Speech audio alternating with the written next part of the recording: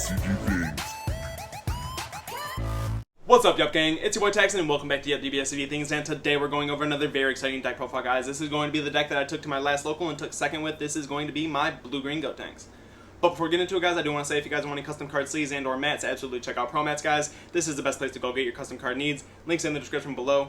And also, before we dive in, guys, I do want to say that I'm trying to grow my Discord community as much as possible. So if you guys are in search for a community where you can come check out the card reveals, ask for an untap or webcam battle, maybe have some card questions, or discuss the deck that you're building, this is the place for you. So I will leave a link in the description below for you guys to go check it out.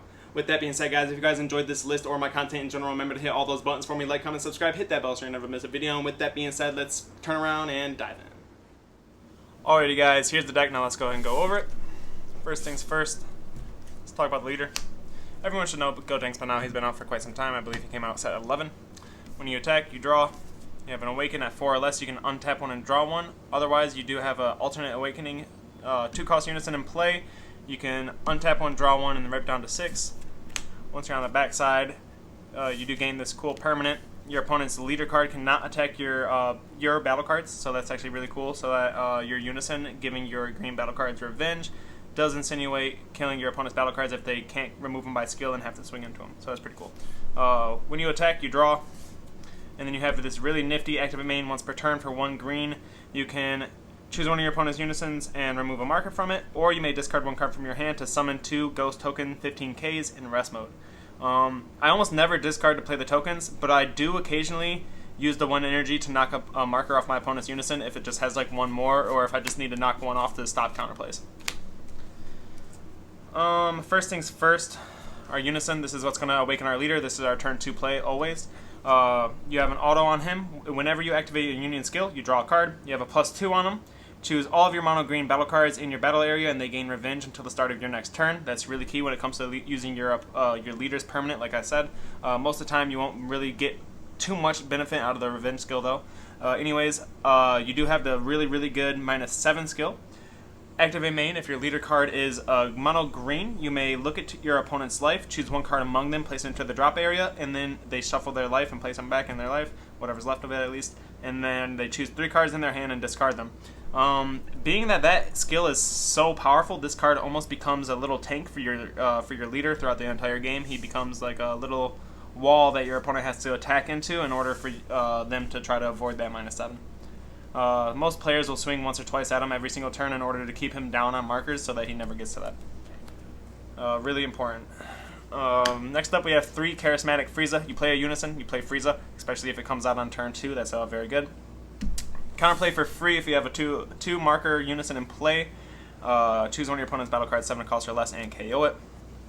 Next up, we have 4 Dormant Potential Unleashed. This card is absolutely necessary when it comes to surviving as a green player. You just need 4 copies of this card downright.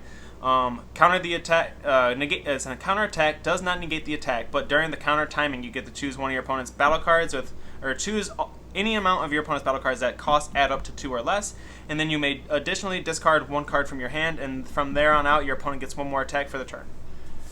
Very powerful attack. It doesn't negate, of course, so you will probably have to either combo out or take the first damage that you use this on, but after that, you are pretty solid. We have 2 Homicidal Clone. This could be a 3. I honestly probably will put this to 3 if I can find room for it. This card, permanent. If you're at 5 or less life, you may rip 1 life to activate this card's counter skill from your hand, so you don't have to pay 2 for it. And then he's going to negate the attack, and then when you do so, you play a meta token with 5,000 power, 0 to 5 combo power, and it gains blocker for the turn. Next up in the list, we have 2 Majin Buu Unadulterated Malice. This essentially is Topo for this deck. You pay 2, you play him, and if he gets played, you discard 1 card from your hand. And then for the duration of the turn, if your opponent wants to attack at all, they have to discard 2 cards from their hand.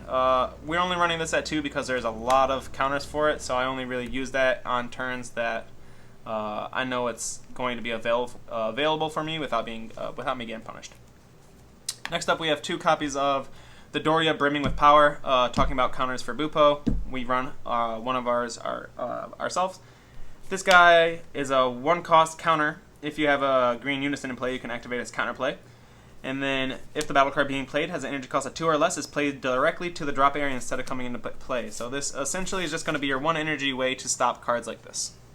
Android 14, Topo, Bupo, Poutine in the black Mechikabura deck. There's tons of floodgates that you're just going to want responses for. Next up, move these over here. Next up, we got the weird split of super combos. We got 2 Paragus and then 2 Paragus. These are my OG too from my starter deck, so I just wanted to, respect the OGs. The fact that you had to really buy 4 starter decks in order to get the full set of foils. That's respect to you guys. Super combo. He's a 2-cost super combo. If you're at 4 life or less, you get to draw 2 cards and then choose 1 card in your hand and place it in the drop area. This card is amazing for many reasons. Or not in the place it in the warp, not the drop area. I apologize. This card's amazing for many reasons. Of course, it's your super combo, so that's very good. And in this version of my Gotenks list, I do play blue, so charging a blue energy will not turn off my super combos, which is really important. And also in early matchups, it is a 0, or in aggressive matchups, it is a 0 plus 10k. So even if I'm not at the 4 or less in order to use the draw 2, if I want to survive like a double strike or something, I can just use this 1 card from hand. So Paragus is the choice super combo for this deck. I don't think there's a better option at all. I think that's just the way to do it. Next up, we're going into our Gotenks package. This is the main core of our deck. This is our turn 1 play. You play him, and then you get to go through your entire deck and grab any Union Fusion that's a 6 cost or less, I believe. Which we run 5 total copies in our deck of that we can go search with this card. And then on turn 2, if you do successfully get your Unison out, you can Awaken and then get 1 energy back in order to use his Activate main if he stays on field. He's, I should say this really quickly. This card, you will probably only get the Activate main off if you're going first. Because most decks can't deal with a 1-drop on their turn 1, except for a few decks, I'm not going to lie, like things like U7 that have minus abilities on like their Golden Frieza, things like Green Cooler where they can just free play a Unison off their lead swing and then KO a 7 cost or less. So this card won't survive if you go second against almost every deck, but if you go first against a lot of decks, you will be able to get the -2, the Activate main off. So essentially, you reveal the card that you got with his auto, you reveal that fusion, and then you get to go through your deck and grab 2 fusion targets. So this card, essentially for 2 energy on separate turns, he's going to net you a total of 3 cards for the 1 card from hand. That's really good. Next up, we have the cards that he goes and searches for. We got 4 copies of Grim Reaper of Justice. He's a Deflect, Dual Attack, Union Fusion for 2, colorless energy, important to note in this version. If your leader card is a green Gotenks, when this card is played, you draw 2 cards, and then you get to choose one of your opponent's battle cards and KO it. So he immediately replaces the cards that you discard in order to play him. And then he has an auto. If he's removed from the battle area by an opponent's skill or KO'd, that's very important to note. So if your opponent attacks into him, it has to kill him that way. You also get to go pick up your fusion targets that you used in order to fuse into him.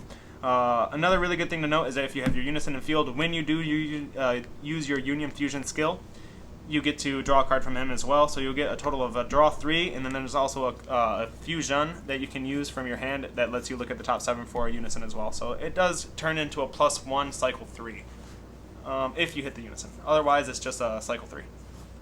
Cycle 3, play a dual attack. We have 1 copy of the 5 cost. This card's amazing. Like, I honestly wish I had room in this deck to play this at more because this card is very good when it comes to clearing Unisons. Unfortunately, I did make a mistake in my last matchup. I probably should not have dropped this on Cooler. I probably should have saved my 2 energy for some defense, but that is fine. Absolutely, just knocks 2 markers off your opponent's Unison for 2 or 3 energy, depending on how you play him. And then you get to choose one of your opponent's battle cards, ignoring barrier, and KO it. So, of course, giving this deck some barrier removal is really good. We have 4 copies of the dual fusion target. He essentially is only going to play that role in this deck. He's essentially only going to be the target to play either of these fusions.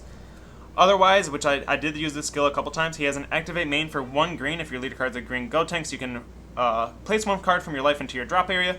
You play him out, and then you can swing for 15k. And then you can activate his other main on him, which is return him to your hand, and then you get the top 5 search for a Gotenks card or a green Unison.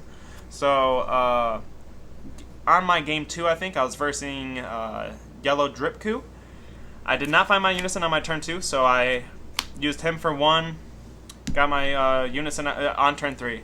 I used him for 1 to get my unison, and then got him out that way. So that was really good. 2 copies of the one that searches a unison. Having 2 copies of this is fine in my opinion because, like I said, Goku more than likely is going to go find these cards from your deck. This guy has an activate main that's kind of like this card's. He has tap 1 if your leader card is a green Gotenks. You discard this card from your hand. You get to play or add a green Sun Gotenks with an energy cost of 3 from your deck. So if you're looking for this card and you really, really need it, you can pay 1, discard this guy from your hand, and then play him from your deck, activate main on him, and then you get to go searching for a unison or a Gotenks. So you can do some weird things like that, and of course, since we're playing a blue-green variant, using 1 energy on something like that's not that bad. Okay, so moving into what I like to call the blue package, which you can do this in almost any green leader if you want to play blue in it. I play 4 Isekai. This card is pay 1 blue, play it. If it comes into play, you draw a card, and then it has an auto for the duration of your turn. When your opponent plays, or during your turn, when your opponent plays a battle card from their, they choose a card from their hand and place it at the bottom of the deck. So on your turn, this card is just going to attack your opponent if they want to play anything like those Ripple Life negate blockers, anything like this, anything like this. Anything at all that comes through a rival, anything like that, is going to make your opponent bottom deck 1 from hand. So it's a very, very good card. And of course, being a blue card in this deck is very important. We have 4 copies of Senzu Bean. This card is what makes this deck tick as hard as it does. Unfortunately, during my matchup against Cooler, I wasn't able to showcase the deck as much as I wish. I was getting counterplayed a lot. Anyways, Senzu Bean just does a lot for this deck. Essentially, you play the deck exactly how you would normally play the green version, except for on turn 3, you charge a blue. Here, let's go into our last of the blue cards. We play 2 Cell, so you can either charge this or this on turn 3, and then that turns on your Senzu Beans, which is really important because then you can pay 2, Patara into this guy, or not Patara, Union Fuse into this guy. You draw a total of 3 cards, and then you get to search top 7 for a unison if you use him from hand. And then you have your 1 blue up. So from here you can swing with your 25k. Senzu Bean, get your 2 energies active. And then now you got 2 energies up in order to use Gotenks again, or use it for defense if you want to use this on defense, something like that. We also run other things that we can do for 2 energy if we don't have fusions lined up as well. So just having Senzu in this deck makes it so much more aggressive. So talk about Cell really quickly. Of course, he's adding himself as a blue charge in the deck, which is very important. He's a deflect dual attack. Activate main, limit 1 for 2 colorless, 1 green and 1 blue. You can pay 4 total. Play him from your energy, and he gains double strike. So not only is he serving as an energy to tap for Senzu Bean and just have Senzu Bean live, eventually when you want a board wipe, you can play him out from your energy as well, and then provide pressure that way. A dual attack, double strike, going along very heavily with our dual attack deck. And then of course, if your opponent decides to counter on his attack, they have to bottom deck 1 card from hand, which is very good. Next up, which we're into our last 6 cards of the deck. These are going to be more tech choices that I just used to see how they'd function very well, or how they'd function. Starting off with this card functions very well on this deck. I like to call this the Raider's Warcry for green. Essentially, he works just like that card, the 4-cost Bardock Ape for yellow. He's a 2-cost, 1 plus 10k, so he combos for 10k for 2 energies, and then he's a 20k dual attack that gets played after he's comboed. Very important to note that you don't have to do anything specific, like you don't have to KO a card during the battle you combo him, anything like that. It's just after you combo him, he comes into play, not during your turn or anything like that. There's no restrictions, it's just when you combo him, he comes into play. So you can do this, like I did this against Yellow Cooler defensively, or not Yellow Cooler, Yellow Drip Coup defensively in order to play myself a dual attack on their turn without having to invest energy on my turn for it. And then of course he has a very nifty auto that if he KOs one of your opponent's battle cards during his attack, your opponent has to discard 1 card from their hand, which is pretty taxing when it comes to the fact that they're probably going to try to save the card, and then you get to swing at it twice. So let's say they have like a 20k, 15k, some type of battle card you want to remove from field. You swing 20k at it. They're probably either going to negate and or combo out because they don't want to lose that, don't want to get hit by that auto. So then you untap them and you swing it with it again, which is essentially going to cost your opponent more cards in hand than just letting the card die. Next up, we have 1 copy of Hit Assassin Strike. This card has proved itself for me pretty well within my last couple games. It's honestly just amazing. So one of my favorite things to do is, like, with all the dual attacks in the deck, you can bait out the homicidal clone style blocker, like negates, and then what you do from there is you keep swinging with your battle cards, and as long as there's a green battle card that's swinging, if they want to block that attack, you just drop this in mid-battle. They're not going to combo to save their blocker, so it auto dies, and then it's going to trigger his auto to play himself from your combo area after you killed a battle card. Important thing to note, it does cost 2 energy, and he's also a dual attack. Very good when it comes along with Senzu Bean. So you can do like this combination on your turn 3 as long as you have a Senzu Bean in hand. You can do this combination on turn 3 as long as you have a Senzu Bean in hand. You can do 2 of these guys on turn 3 if you have a Senzu Bean in hand. In one of my matchups, I didn't have my unison on turn. I didn't have my unison till turn 3. So what I did is I paid 2, played Gotenks, swang with him a few times, got my Senzu Bean at some point of the turn, played a new unison, and then Senzu Beaned on one of my leaders, like a Senzu Beaned on another attack after that, and then played a whole nother Gotenks, all on turn 3. So Senzu Bean does a lot for this deck, absolutely. And then of course, let me explain this card a little bit better. He's a dual attack, double strike. Like I said, he kind of works like this card, except for you have to kill a battle card for his auto to go off for you to pay 2 and play him.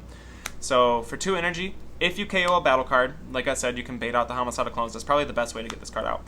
If you kill a battle card, when you combo with this card, you can pay 2 energy and then play him from your combo area. So pretty spicy here. And then auto, if this card is in rest mode, so you get to swing twice for 20k. And then auto if this card's in rest mode and your opponent attacks, just with anything, not with leader, not with unison, not with battle card, just if they attack at all, they have to discard 2 cards from their hand, and if they do not, this card is baby hatch. So if they don't discard 2 cards from hand, it's going to not only negate the attack, but then your opponent cannot attack for the turn. So it's like a 2 energy cost, like preemptive, like either discard 2 or just get baby hatched for green. It's really good. Next up we have SS3 Son Goku Man on the Mission. This is our overrealm of choice. Of course, if it wasn't banned, it'd be the dual attacking Bardock, just because this entire deck is all dual attacks, and it provides a lot of pressure that way. Anyways, double strike crit is always good if it's free. And of course, a lot of the times I use this to bait stuff out. Like in my green mirror matches, I'll use this card just to like bait out like a Frieza Charismatic, so I can play out my other cards. Anyways, moving on to the next card, we have Hidden Power, East Supreme Kai. We straight up just play this card because we're not bad at the game. We combo this, and the moment we combo this, we say we give this card double strike. That's how it works. Very good card. It's plus 10k, give double strike to any card you're attacking with. Really good.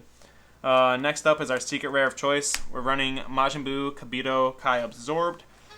This card is just really good in the meta right now, and not only is it good in the meta, but it's also a floodgate for the deck that I honestly just don't run too many negates in. I run 4 dormants and then 4 other negates, and half the time I never even use Majin Buu because it gets countered. So this card not only floodgates a turn, but it steals unisons too. So if I have my unison out, which like I said earlier in the video, I use this card more as a shield than I do to protect it to get to the -7.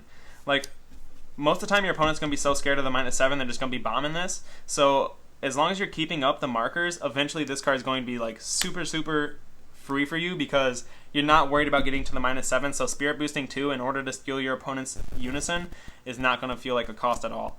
So you play him out and then you swoop your opponent's unison. This card is really good against things like the 3-drop Gohan in yellow. Can't talk. Good against the Golden Frieza in yellow, or in green.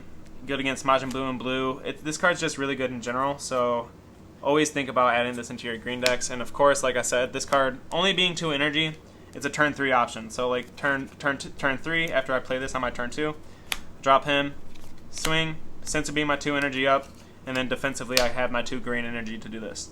So you can do a lot of really cool interactions with this deck. It's very fun, and I do suggest trying it out, guys. If you guys are excited for Green Gotenks next set and just want to get into testing around with Gotenks and getting used to how the deck works in general, again, try out this variant. It's very fun.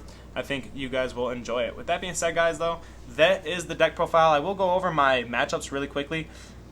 Round 1 this week, I versed, it was on camera, I versed green blue Majin Buu, which is actually how I got the idea for this deck. I watched someone else's deck profile on green blue Majin Buu, and the only thing different that they are doing is obviously they're running the normal Majin Buu stuff, But for their blue package, they ran 3 Cell, and then instead of Kai, they just ran the 4 Hercules. So I was like, yeah, I'm absolutely trying this in Gotenks because it does do a lot for it. But anyways, yeah, Majin Buu was a super grindy matchup. Green versus green that's just kind of how it goes. I could not get rid of his like 4 drops at all because his tokens were always live, so that was a problem. Eventually, he got to the point where he tapped 4 for his Golden Frieza, and he did not have another Unison in play to carry over markers. So he couldn't do the -4 without it dying, so I was able to kind of catch the win there because he tapped 4 for that and then was not able to -4 and kill me. So that's how Game 1 went. Game 2, I versed Yellow Dripku, which was also a very hard deck considering he was resting the heck out of my dual attackers. The only problem was that eventually I just kept swinging at his Unison and just kept his value chained down because that deck, if he's not keeping his Unison cycling, it's not keeping up his Empower, which is going to essentially make the deck crumble in the long term. So yeah, that's kind of how that matchup went.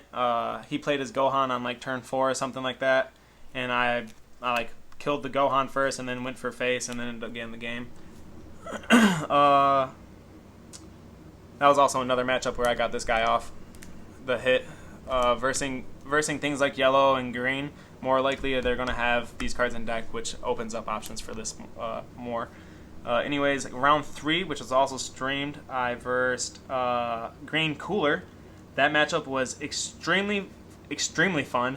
I really thought I was going to have the W, but I dormanted on his like turn 4 or 5, thinking that my dormant would come out. I had just cleared his Unison. He'll probably play defensive and leave his energy up for floodgates. Maybe he has Bupo he wants to stop me with next turn. But no, that did not stop him at all. He just dropped his Golden Frieza. And during the attack on dormant, I super comboed and warped my Homicidal Clone out of my hand. So I did not have a free negate for Frieza on his last attack for the turn. So literally, I lost with my opponent under dormant on his last attack. So that was a game. Shout out to that Cooler player for taking the W, man. That was a great match. But with that being said, guys, that was the Gotenks deck profile. I hope you guys enjoyed it. I hope you guys want to test it out. It's very fun. But with that being said, if you guys enjoyed it, like, comment, subscribe, hit those bells for me. And with that being said, we will see you guys in the next video.